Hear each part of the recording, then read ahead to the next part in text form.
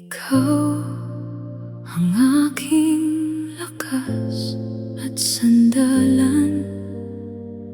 Sa bawat luha at takot, ikaw ang aking tahanan.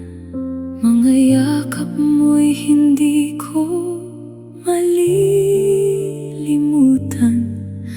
Mga payo at ngiti mo, baon ko magpakailanman. Kahit malayo ako sa iyong piling, kasama ka sa bawat dalangin.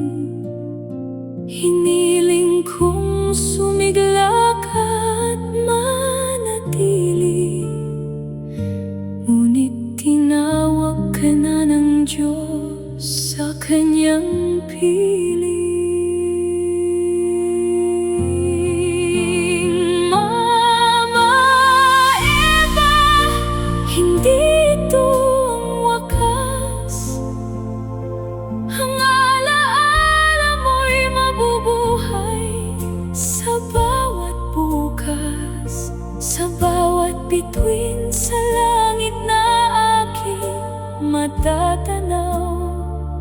Iisipin kong ikaw ay payapang